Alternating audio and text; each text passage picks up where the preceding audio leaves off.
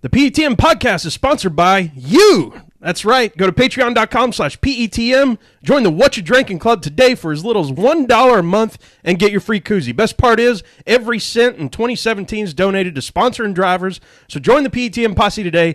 Be part of the sport you love. And this week's show is brought to you by our official sponsors at the $5 a month level. That's Ashley Stang, Jeffrey Whitler, Lori Sutton, Ryan Kiefer, Marianne Levesque, Patrick Cleary, Jeff Brown, Mick Rose, and Steve Jr. the Third. Thank you all.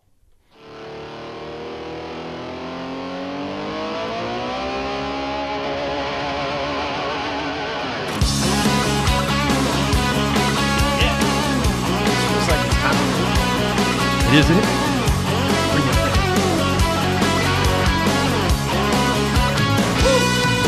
Hey!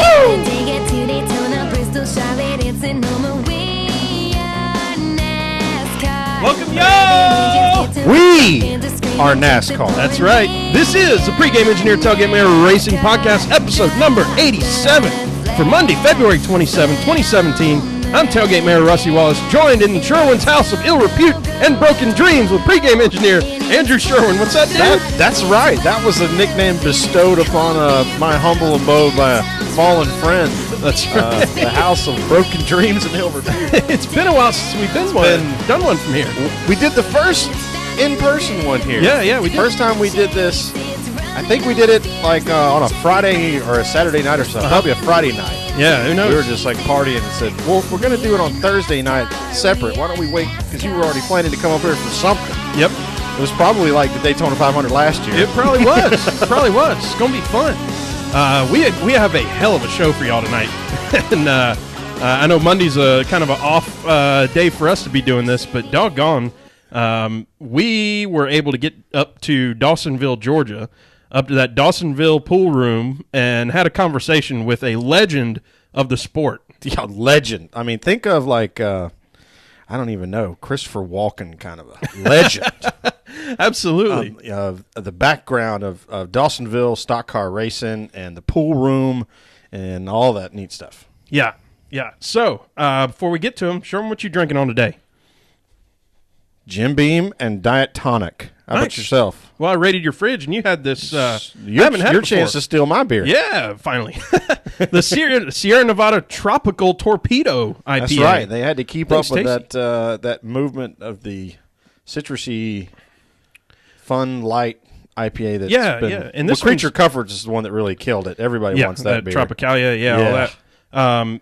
This one is... I like this because it's really subtle. If you like an IPA, a good old chewy IPA, this has got that little hint there of some tropical stuff going on, but not like, oh, I'm eating a tangerine.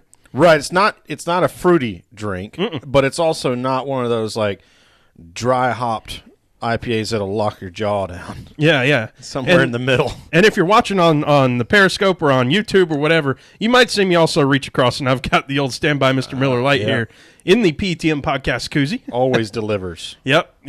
So episode number 87, before we get to Dawsonville, we'll talk about the 87 car. Speaking of legends of the sport, we talked about him last week, Sherwin. Buck Baker. Remember him from last week? I do. Well, he's had 417 races in the 87 car. No. Yeah. 417, 26 wins. Listen to this number. This is a head-scratcher. 253 top 10s in that car. Good grief. Yeah. That's like Jeff Gordon kind of numbers. Right. Oh, yeah. Back when we did some of those numbers, that was crazy. Two-time champion, 1956, 1957, 682 races over his total career, which is third all-time. He was inducted in the 2013 Hall of Fame class, and passed away at age 83 in 2002. I've got a hopefully quick story for you here. Uh-oh. I thought this was fun. He was involved in one of NASCAR's biggest controversies, the 1963 race in Jacksonville. So what happened was Buck crossed the line first, and they said, okay, you win and all that. But after some protests by Wendell Scott, the first black driver in NASCAR, they went back to their score sheets and started writing stuff down, scratching their head, and went, oh, crap. Yeah, he crossed the line first, but Wendell Scott was 2 laps ahead of everybody else on the track. Yep. One of those NASCAR anomalies from back in the day before transponders and stuff like that. Right. So he was 2 laps ahead of the field, and for the first time and maybe only time ever, NASCAR reversed the win, gave it to Wendell Scott. He became the first black driver in NASCAR to score a win. Of course, that's a big controversy. He's right in the middle of whole civil rights issues going on, and I think at this point it stands as a huge victory in the diversity of the sport. So kind of a cool thing there. Was Steve Harvey the race official? Oh, my goodness. Damn. Or whoever did the Oscars last night. That you know what? Deal. The first Daytona 500 had similar controversy. Did it? Yeah. Okay. They ended up giving the win to Lee Petty, but they originally scored. Oh, I remember. Yeah, I remember. I can't remember who the driver was, but that was not a laps down situation. That was a whose bumper was ahead by a half inch at the line, like last year with Hamlin and Truex. Yeah. So alongside him in the 87 car, both his kids ran it. Buddy and Randy, they both raced in the 87, 38 and 13 races respectively. And can't not mention old Front Row Joe, 222 races in the 87. Yeah, I mean, we laugh and joke and call him Niederrecht now, but he once was the best qualifier in NASCAR. It didn't matter what you brought to the track. He was going to win the pole. That's right. So that takes us to the pool room.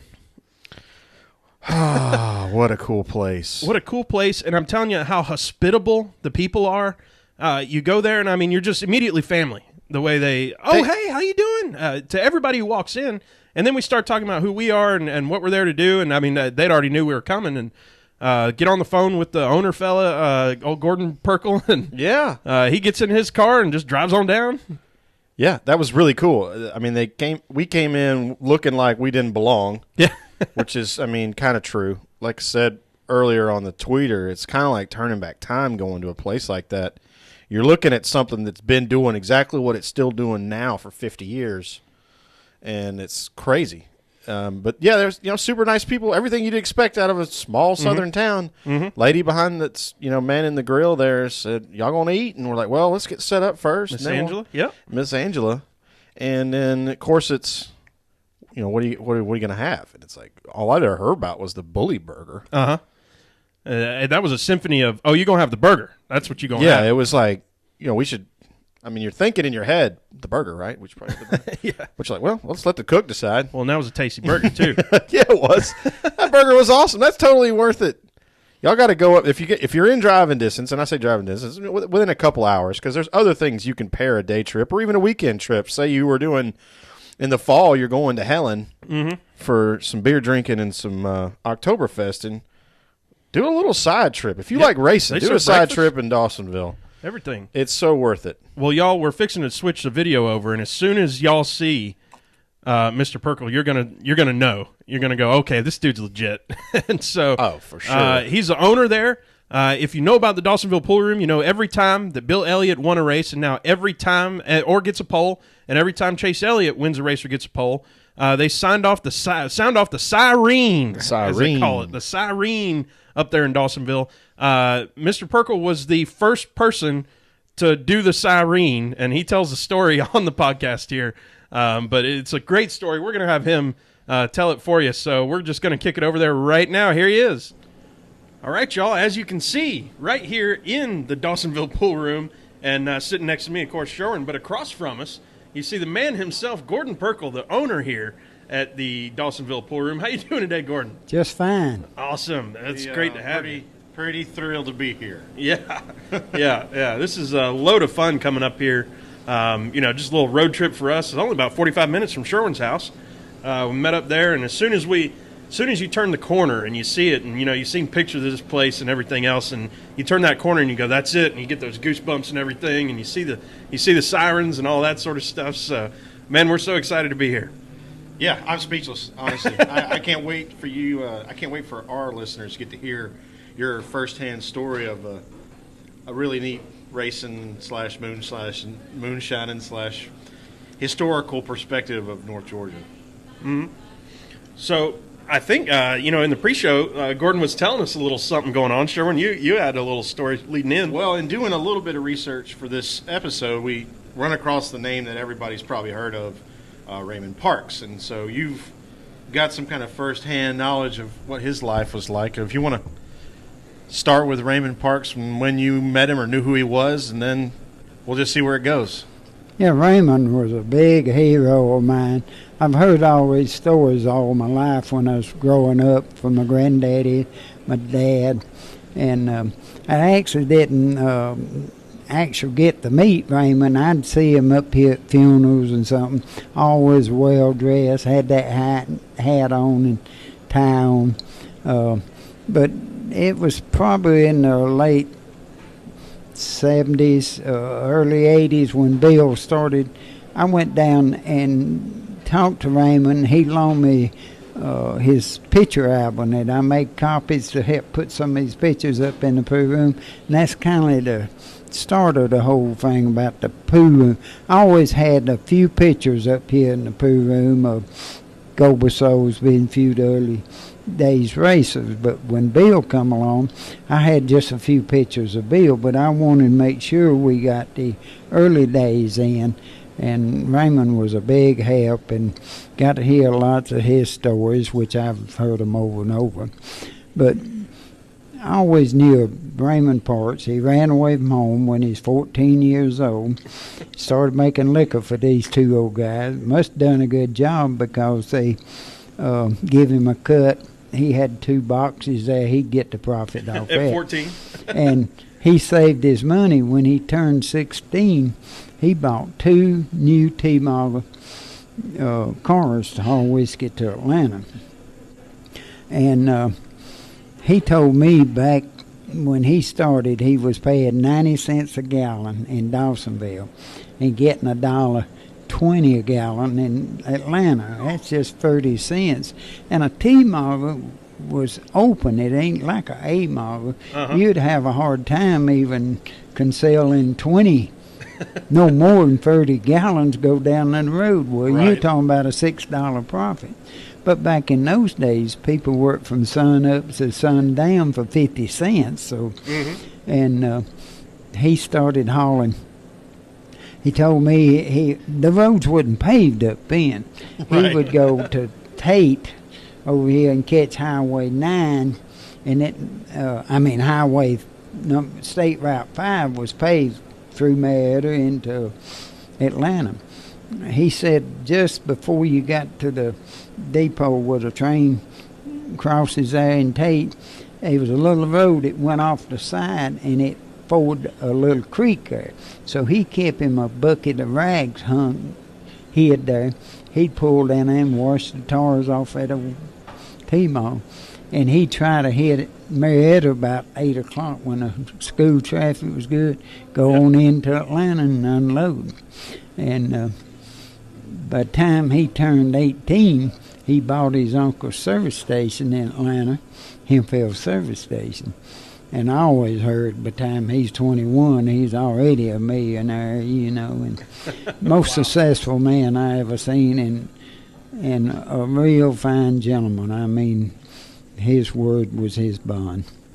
Well, there's a lot of there's really interesting stories about him being a businessman in Atlanta and being a well-known businessman in Atlanta, and a lot of people don't even realize what his history is with running booze and all that stuff. Running away from home, 14 years old. What were you doing at 14?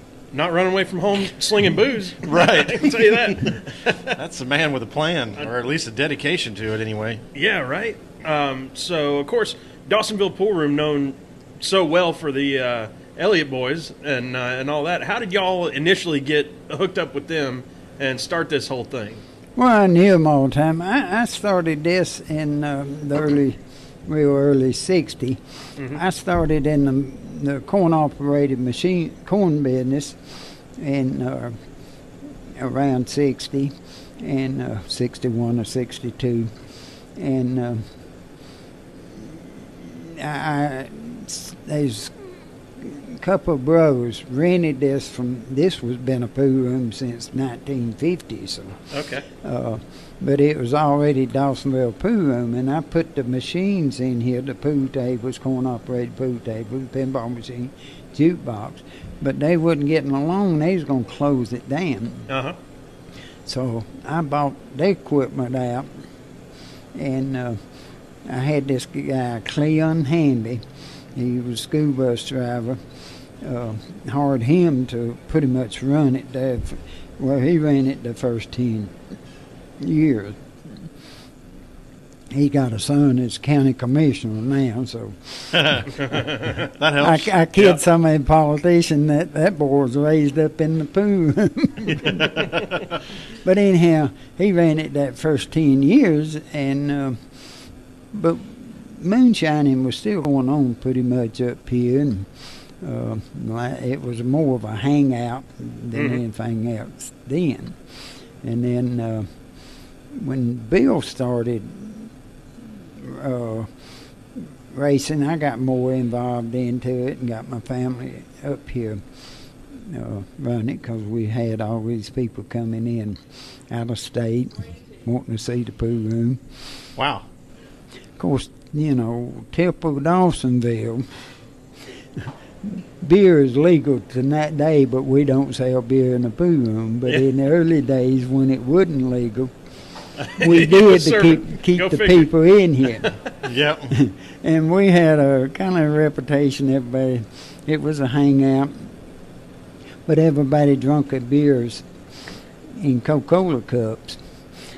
Because it, you know, we didn't want people. But when the people started coming in here, when Bill started making it big, I think we started getting people come in kind of like this. But I remember I had two men and a woman with NBC come down here and wanted to do an interview. Yep. And they was, back then NBC had this Mike's Sports Machine or something. I think Atlanta finally carried it for a short time, but back then they didn't carry it. But it always followed your local news. Well, the JCs usually meet on Monday night out, but they'd come by and get a beer. Few of the ones that drunk beer from Bill's shop was always. I had a pretty good crowd that day, and I got through telling my stories to them. And I walked back there, and they said, "Can we get a beer?" Well, you couldn't keep from smelling it that much go around. I said, "Yeah." They said, "Well, bring us 3 Coors." I said, I'm sorry, we out of Coors.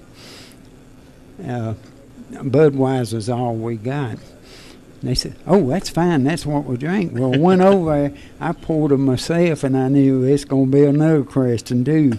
Poured in a Coca-Cola cup. So I go back there and I tell them, I said, "You know, I've told you a little bit about how Dawsonville's set in its way. Dawsonville's really a Budweiser town. But since Bill Elliott was good enough, since Coors good enough to sponsor Bill Elliott, we drink our Budweisers in Coca-Cola cup." There you go. One of my buddies saying, "What'd they put that on TV?" I said, "I hope they do. Atlanta don't care. The state revenue officers won't hear it." Right. Oh, that's great. Yeah, sorry. Well, I was going to say, so the si-REEN, of course, is something here. Every time Bill Elliott won, and now every time Chase Elliott wins, the si-REEN goes off. The si-REEN is what it's called. Yes, sir. What was the inspiration for that? And then how they that didn't start? get that name to Bill after he had his own team there with McDonald, and he went 6-7 years not winning the race. When he won that down at Homestead and Ray Amahan in the Dodge, I said that. And I was worried where it's going to work, had that big gap in there.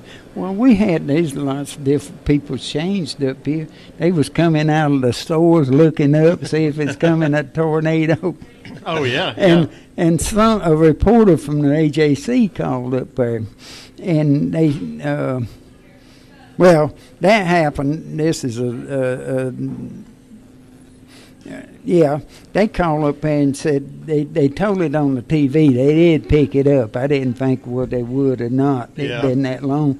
And they said I was ringing a bell. And one of the reporters from the AGC called up there and said, "Gordon, that ain't no bell you ring." I said, "No, it's a si-REEN." And that was the headlines in the sports paper. The si-REEN went off. And that name stuck with it from then on. That's great. That's so cool. But go ahead. Did I tell you the first time I sounded it? Sure, go ahead. Like I said, I was in the corner of this old house out around the corner I had rented to store jukebox and old pinball machine. Some boys worked for me, fixed one in the back room up. So I put them a satellite out there where we could get the races. We wasn't open on Sunday then down at the Pool Room. But I came by that Sunday, happened to be in there, come back to check on the race, and Bill won at Riverside. And we pretty well knowed because it finished on a caution. The boys was talking about going around the courthouse the wrong way, or doing something like that. And I happened to think about that old si-REEN is it's laying over there. And I had seen a drop cord there, and I picked it up, put them springs in there, and about the time he took a checkered flag, I had it out on the dock, plugged it up, and it went off. I mean, I didn't realize it was that loud. Here this deputy sheriff pulled up and said, "What's going on?" I said, "Bill Elliott won a race." "He did?" I said, "Yeah." Well, he pulled off. That thing done back in a few minutes. He pulled back in. He said, "You can't get that thing to quit?" I said, "Hell no, Bill Elliott won a race. We're going to celebrate." I seen him pull. I didn't know. He must have been new, but I could see he's on his radio. I said, "Well, we're fixing to be in trouble," but nothing didn't happen. We like to burn that thing up that first time. And then I brought it down here, and that was the last race of the 83 season. And then Bill won, I think, 3 races in 84, and I just set it outside the door and plugged it up. But when 85 came around, he should have won he won 3 out of the first 4 races in 85, I believe.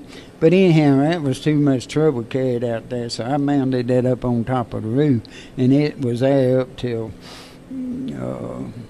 3 years ago when I put that up for Chase, and then it ended up in the NASCAR Hall of Fame. That is really cool. Wow. That's just goosebumps. So would you say, I mean, Bill won, 50 races? 44. 44, something like that. So you sounded the si-REEN probably. Every one of them. Didn't miss one.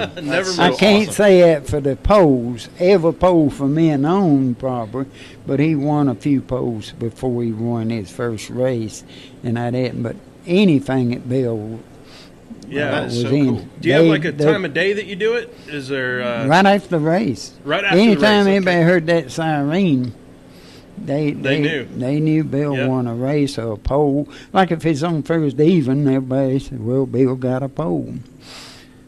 Really? That's so cool. Hard to say anything, but that's so cool. And what was the community like when the si-REEN was revived for Chase? Well, they accepted. They knew, what it was. It took it a little while with Bill, but then they accepted it for what it was, I mean, nobody complained. And you could hear it a good mile out of town. That thing was loud. Well, I tell you what, I was just listening to watching the YouTube video, Sherwin, that you posted online, and said, "Well, here's the si-REEN," and I believe you're out front, Gordon, and you're sitting there just talking into the mic about something, and I've got the volume set at a certain level so I can hear you, and then you turn the si-REEN on, and I tell you what, I had to turn that thing all the way to the 0. About blew my ears out. Is that from a fire truck? The one we got now from the old State Patrol. It's a real twist. But when I got it, when Chase, I got it on purpose because I knew that Ed ain't going to make it that long. We've been sounding it for 30 years nearly.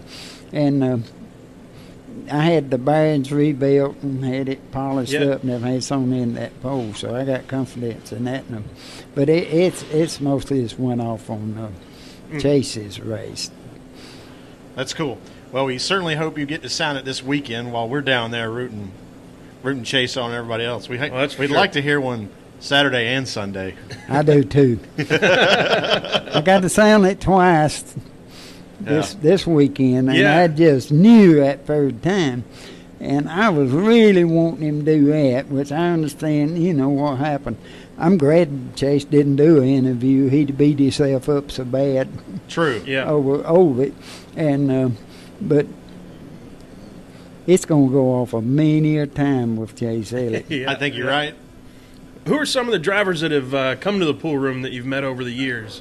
If you can just even rattle them off. Well, back when after Bill went to his team, we had, I don't know, Phil Parson drove out of here.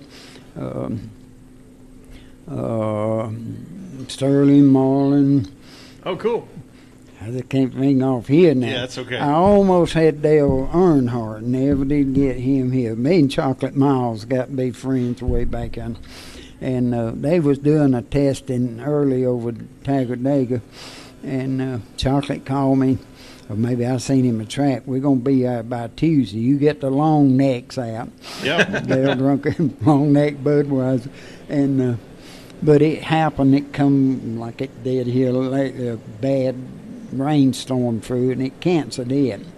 So missed out on that. Then later, Jody Davis ended up with the Braves. Used to catch for the Dodgers back under.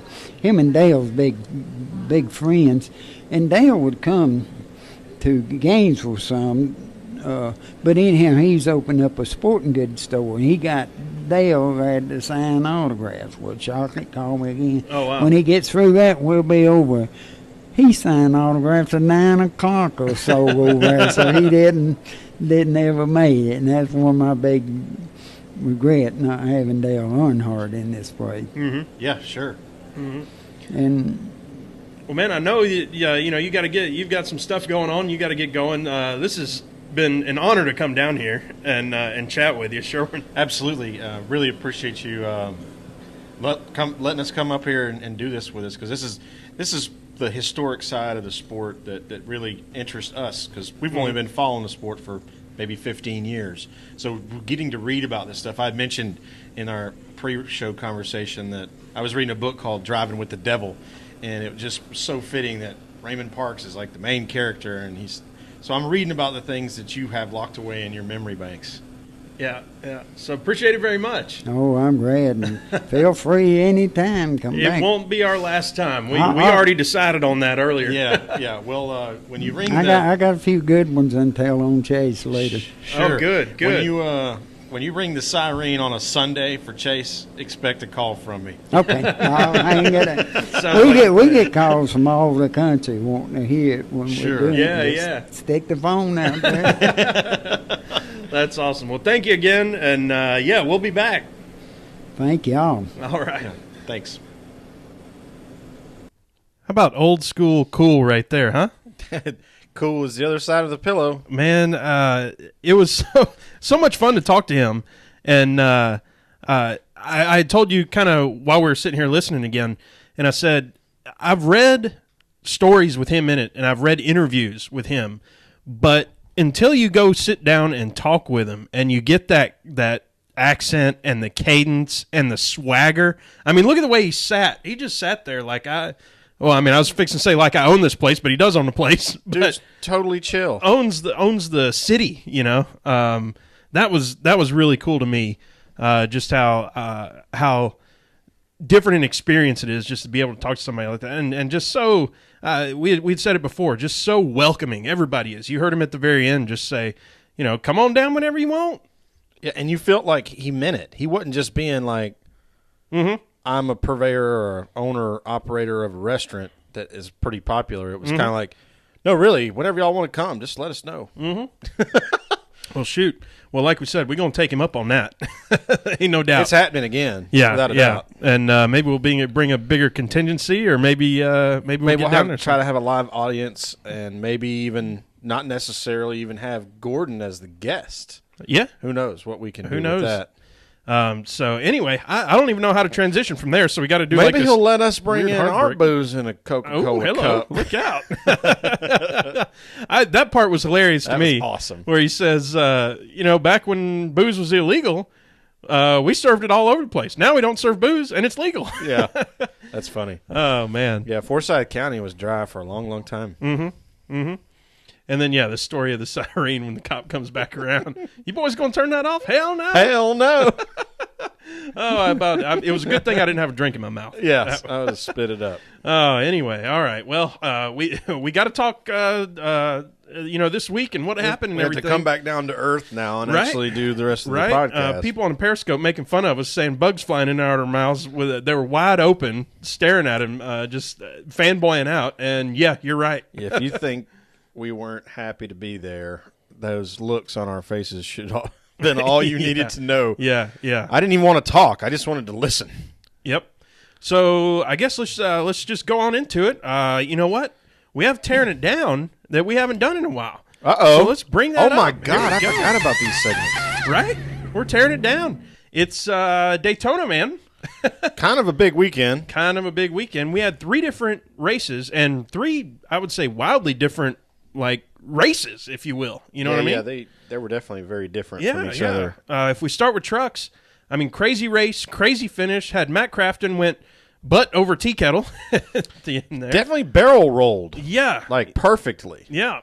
And I was so disappointed in that wreck because it had been so good to see the jockeying for position, to see the end of that plate racing come out, and NASCAR Truck Series always puts on a great show, and I felt like they had that in the making in those last laps, and then, just people get squirrely and things happen on that last lap. But I was really disappointed in that, and then turn around, Kaz Grala clears that wreckage to win the race, and it's like, I guess I can't be mad. This dude he's so cool. He's in terms of just having his first win, celebrating like that, answering people on Twitter, answering questions forever, blah, blah, blah. What was your take? Well, it's a fairy tale deal for Kaz, and that's always what you want, is a fairy tale type finish.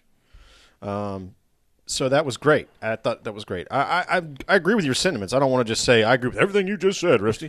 But the reality is you want those plate races for what they are. You want them to play green to the line because there's always going to be something interesting happen. And the reality is, other than about 4 or 5, maybe even as many as 10 rows back, there's always a wreck coming to the finish. Yeah, somebody does something dumb. Yeah. It's just a matter of where it happens in the field. Yep, and this one unfortunately happened right up front, and it wasn't really a position thing. Somebody just sort of, and that was it. Yeah, you got turned around backwards, and I don't know that what you can do to keep that truck from going in the air the way those trucks are built. I felt really bad for Regan Smith because that's who he landed on, and had he not landed on him, Regan was going to have a shot at winning the race.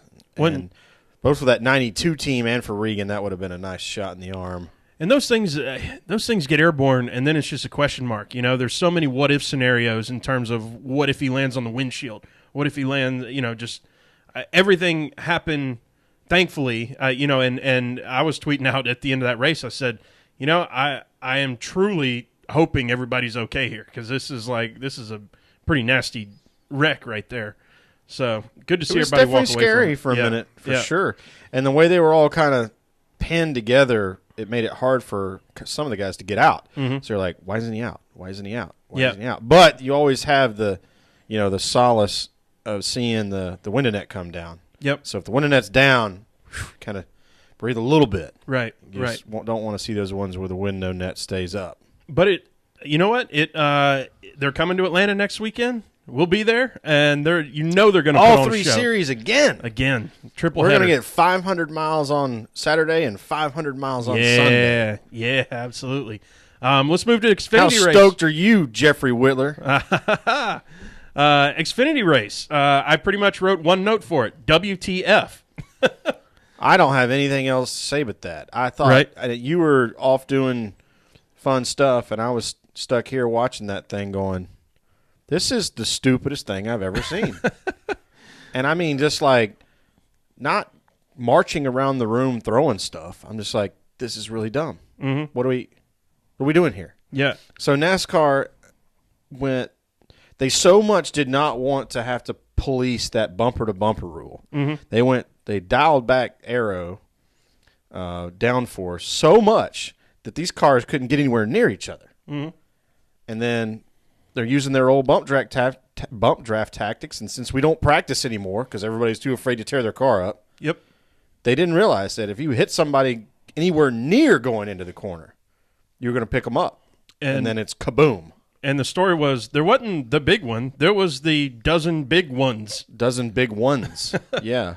and red flags and everything else. Red flag for 45 minutes, like oh my gosh. 8 laps in or something. It was crazy.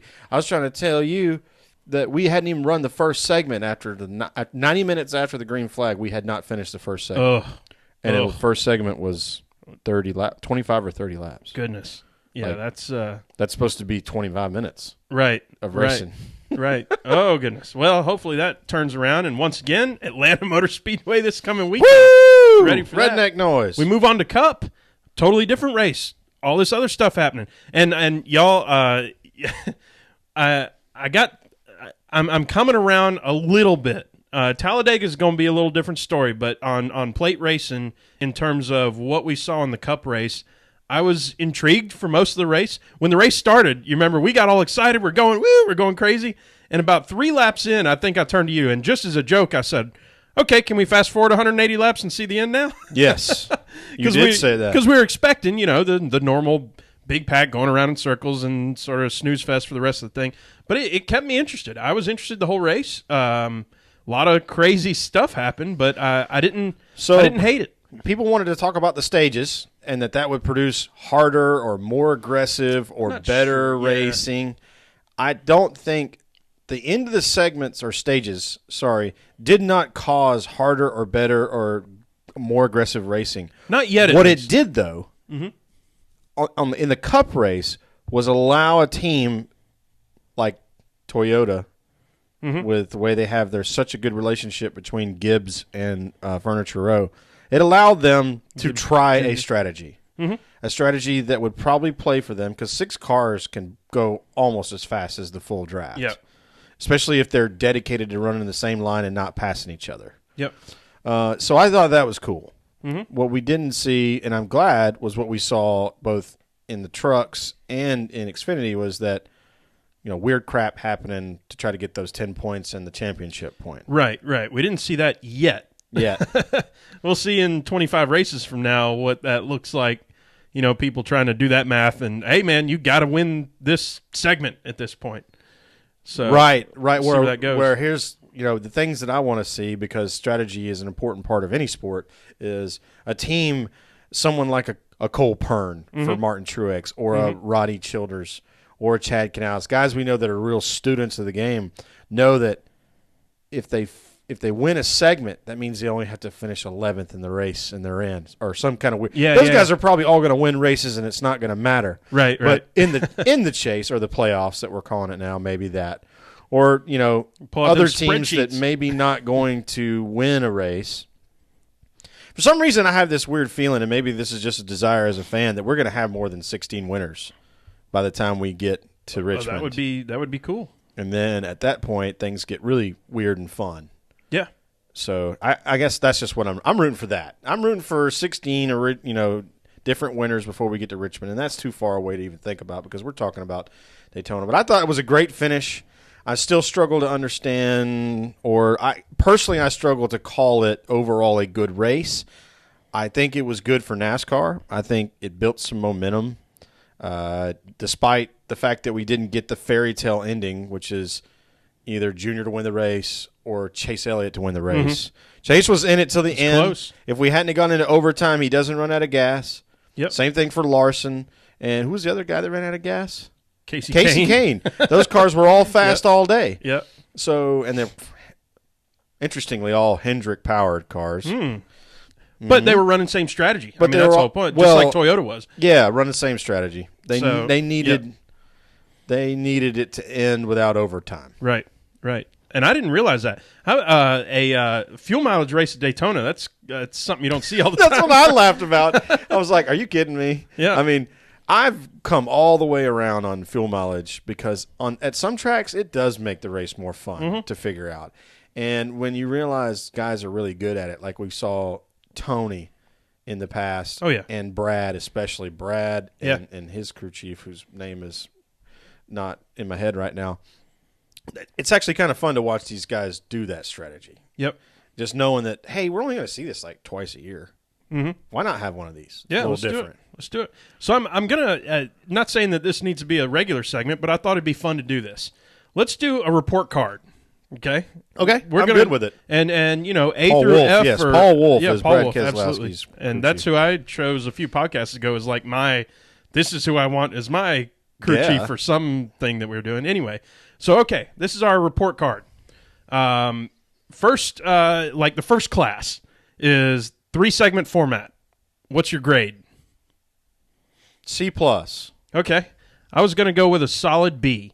And the reason being that, okay, this has potential, but we're not seeing it yet. Like we said before, the guys weren't going crazy to get that finish at each of the segments.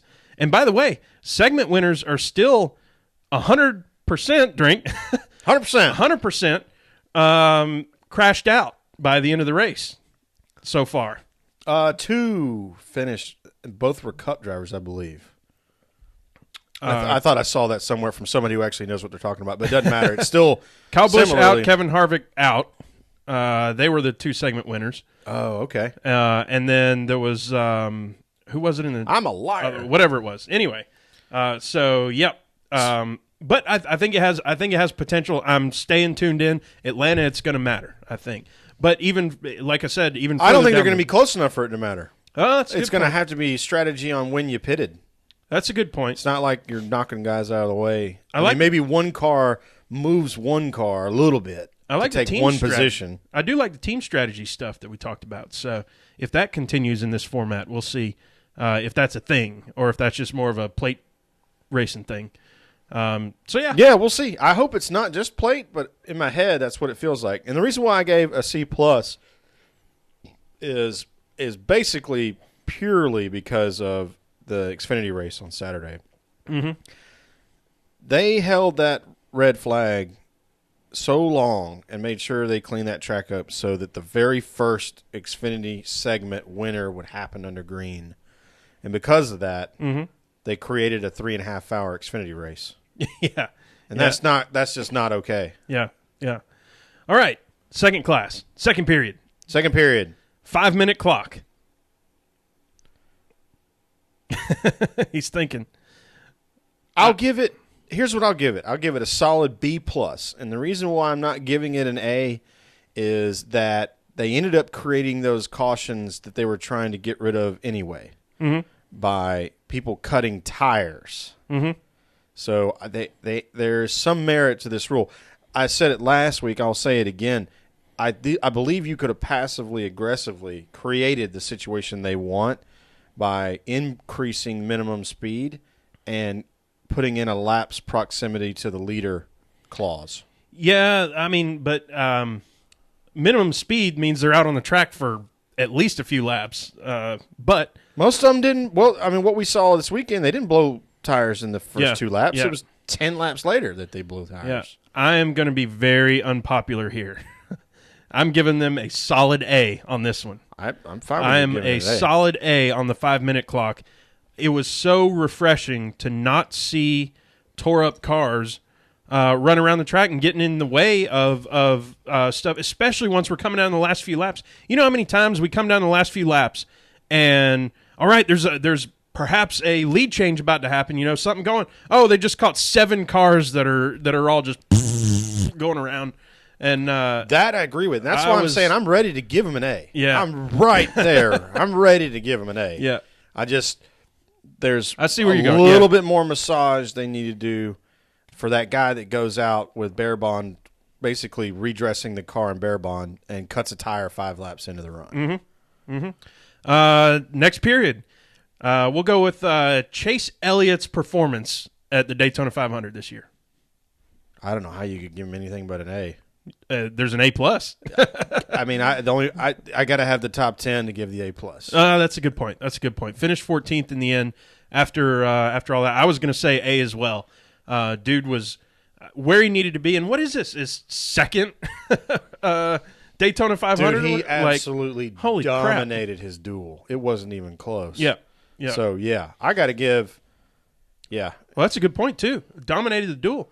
And he won the pole. Like, I mean – he looked to me like a grizzled veteran. But you know what was funny? You heard on the radio, they played in the broadcast, Dale Jr. trying to coach Elliott through his spotter saying, look, when you're in this place and these cars are doing this, side drafting actually hurts everybody. Mm-hmm. So just like trying to coach him through those teeny weeny nuances that makes Junior one of the best guys out there, is understanding that proximity to the wall, whether you're 2 or 3 wide, whether there's 2 or 3 cars lined up behind you. Because what Junior was trying to say is, if there's 2 cars that are really close to each other on the inside and you move down to side draft, you actually don't do anything. You just slow yourself down.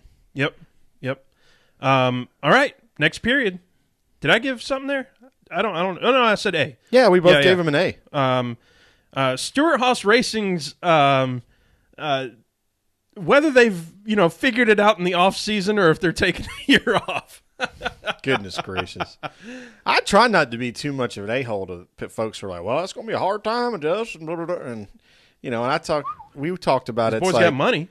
They got plenty of money. Mm-hmm. By the way, their chassis are still Hendrick built chassis. The ones that went really fast last year. They only had to change the engine mounts. Yeah. There was a little bit of geometry inside the engine bay because the Ford motor is taller than the Chevy. Oh, yeah, okay, so drop this down. Yeah, so it's like knock this down a little bit. But the chassis that made the car be fast is the same. Mm-hmm. The motor probably weighs the same within some very reasonable tolerance. So to think that they somehow were not going to be fast, and we know Ford has been negotiating like crazy for their nose piece. Mm-hmm. It's a solid carbon nose piece now. There's not that plastic inset like there was we saw go flying off 2 or 3 years ago. Joey Logano comes to mind on that at Fontana. But to think for a second they weren't going to show up really fast, especially at Daytona where it's a different kind of way you make speed, is crazy. And by the way, the motors they're running now are roundly considered the best plate motors in the business for running the race. Yep. Just like Hendrick is roundly considered the best engine builder for winning the pole. Yep. So I'm going to give him an A-, and the minus is not because of performance. Obviously, they win the freaking race. It's a matter of contingency for myself, which is, okay, it's hard. Folks on Periscope sitting here saying it's hard to judge on one race, and especially when that race is Daytona. I get that. But, boy, they made a strong statement at least. So that A- turns into an A+ really soon, depending on what happens. Yeah, and I'm glad to hear – I haven't had a chance to read because I've been thinking in my head about this stuff, this topic. I'm glad to hear that folks are saying that because I think that's what we expected from folks. Yep. Or that's what at least our opinion on it. So, all right, last period. And maybe we'll call this one recess or PE we only have or something. 5 classes? Something like that. We're only taking 5. Oh, we're on the work program. Yeah, gotta go to work. Exactly. Got to go to work now. We got to build things up. Casey Kane leading a lap, which he did not do last year. How freaking bonkers did you and I go? This is the A++ category, folks. We went nuts. Absolutely bonkers. Bedlam. Mayhem. Here in PETM Studio North. I mean, just like we'd won something. Oh, because you know what? If your driver goes a year without leading a lap, that'll change your perspective on what kind of performance you want to see on the racetrack. and what success is. And success at Daytona right there, not just leading a lap like, oh, they're under caution and he gets to roll around because he didn't pit or whatever. No passing, and I think he lead 13 laps or something. It was nice. Yeah, so that was, man, we were beside ourselves. It was like we'd won a race.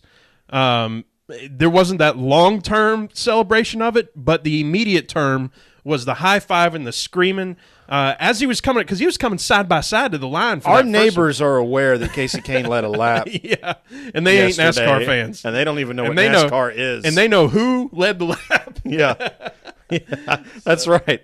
That's right. I got Filipinos on one side, and I got a Swedish lady on the other. They don't know what NASCAR is, but maybe we can teach them. Well, it's time to gas it up. Man, we haven't gassed it up in a while. I know. Yeah. Next week, Atlanta Motor Speedway. Guess where we're at? We're sitting in Atlanta right now. We're going to be doing some heavy lifting starting Thursday night. We'll be doing a lot of heavy something. That's for sure. Lifting glasses. Yep. Cheers. Mr. Jeffrey Whitler. Cheers. He's going to be joining us in the campground. And he'll be with us Thursday night at the PETM studio. I wrote on here that we ought to do picks, but I don't see a reason to do picks today when we can do them from the campground. No, we can do them from the campground Friday night. Yeah. Speaking of picks, we did picks last.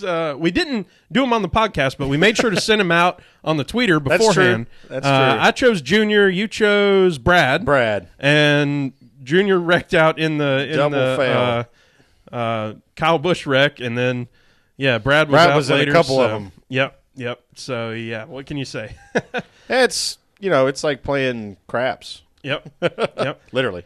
We've got a Ask PETM question. Y'all send in your questions whenever you want. Hashtag Ask PETM, and we'll be sure to get it on the show here. Colby McClam, been around for a long time, at KGEE61, asking us about Dawsonville Pool Room. Is there a consensus beverage of choice among the patrons at the pool room when Chase wins a race?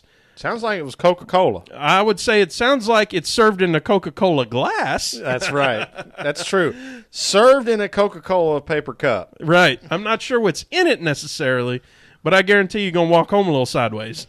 Perhaps. And as small as Dawsonville is, that's probably, their parking lot's so small, there's probably are people that walk there. Right. I mean, there was a neighborhood right behind it, if you recall. Yeah. The one you said, that road's not even on Google Maps. Yeah, I did. Yeah. Hey, they're growing then. That road's not even on Google Maps yet. That's right. Those man. houses did look kind of a newer style. Yeah. Loads of fun there. We do have we got a Strange with Stang. Everybody put on your Strange hat. Definitely. You got to go a little sideways, a little backwards, little rally something around here, something like that. So Ashley asked us, and obviously these are not the words she used because I have to neuter them a little bit. Would you rather? So we have a would you rather from Ashley. Would you rather be a vegan for a year, which I don't even like. Is this beer even vegan?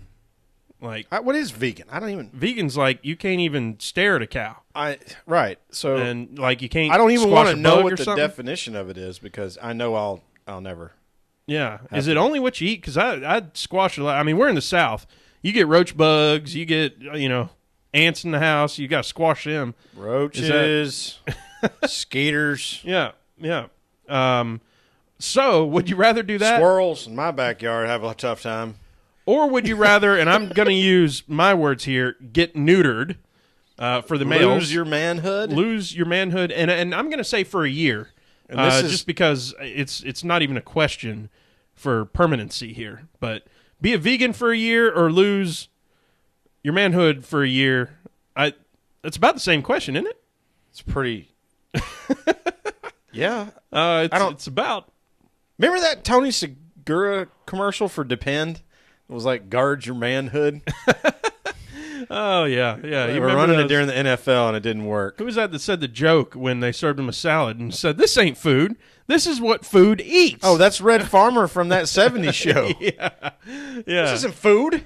This is what food eats. Right. So in that respect, I mean, y'all, any dude that's on here, you know what the answer is. You love your stuff. So, okay, I'll go vegan. I will drink soy milk, and I will eat tofu patty hamburgers and stuff is not reattachable. Well, we're just saying, in this magical world of Strange with Stang. Somewhere along the way, can we have a little bit of bait? Right. You'd think, just give me something. Just some bait. I just want a little bait every now and again.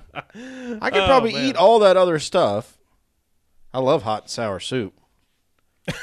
It's loaded up with tofu, ain't it? Well, some of it actually has pork in it, and I know this because I have a pretty diverse crowd in my at my work. And when we go to eat Chinese food, they have to say, "Does it have pork in it?" And half the time they're like, "Yeah," and I'm like, "Well, give me double." I'm in. I'll have 2 servings of that, please. Yeah, I'll have his if he's not eating pork. Yeah, can you put some bacon in it? Right. So anyway, we're flying right off the handle here. This has been a blast. How about our road trip out at Dawsonville? Our talking with Gordon Pirkle, a legend of the sport. We've said it over and over again. And then, we took a field trip. We had fun, y'all. Yeah, it was a field trip. We were back in 5th grade. Yep. We took a field trip. 45 minutes north of Sherwin's house. As rewarding as I imagined it could be. I'm one of those. We were coached this strong in the fraternity. Don't anticipate, just participate. Love that. So I use that at work. Let's go and do the thing. And y'all, this is what the cool thing about like our personalities is. We showed up and we're like, we totally intended to do the Periscope from there, do the whole show, and we looked around. We're like, okay, there's no Wi-Fi. This is the situation. Yep. The guest has a window where he has to go somewhere else, and then he can come back. We're like, nope. And the timing of everything and how quickly we got up there and when we were going to get to see Gordon, it was just like, no, here's what we're doing. Yep. We're recording 20 minutes, and then we're hightailing it back to PETM North to record. PETM North. Here's the thing, guys. We already talked about the Patreon account. I'll give you that number in a minute again, but I promised every episode, even if you're not an official sponsor, we're gonna give you a shout out if you're new to our new to the PETM posse in terms of being a sponsor. I want to give these folks a shout out too. Greg Whited Jr. at 42 Updates. I know y'all are both on here. Antonio Williams is on here too. Ken Goose, thank you, Ken. And get this, Sherwin. Jeff Gluck himself. That's right. Y'all believe that? Has jumped in and is a sponsor as well. So I was tickled to death when I saw that. It means so much to me and to the PETM posse that old Jeff Gluck joined us on this little adventure. Like he took the money. He matched us, by the way. Like we're paying him a certain amount, and he's like, sponsoring us for the same. We're net neutral. Like, well, I got to up the ante now. I'm gonna start. Give him some more and see how much he'll give us. Right. Just lob it over the wall and see if he returns it. Oh, it'd be funny if we just start throwing $1,000 at each other a month or something stupid. That would be cool. Just to be wacko. So anyway, well, let's bring it up. It's time. This was some of the most fun I've had in a day. In a long time. So just so everybody knows, this is just the first podcast of the week. True. In case you haven't seen everything we've been firebombing out there on Twitter, we will be recording another episode Friday night from the Atlanta Motor Speedway Campground, and we will have 3 co-hosts. That's right. It will be us plus Jeffrey Whitler. Yes, sir. It's going to be awesome. We're going to have a blast, and y'all, you know where to visit us. Become a sponsor, patreon.com/PETM, $1 a month, get your what you drinking koozie, join the team, and once again, every cent goes straight to sponsoring drivers. Follow us on Twitter at PETM Podcast. I'm Tailgate Mayor at Tailgate Mayor. I'm Pregame Engineer at Pregame ENG. We're looking forward to seeing all y'all at Atlanta Motor Speedway here in just a few days. Alrighty, talk to y'all then. Thumbs up!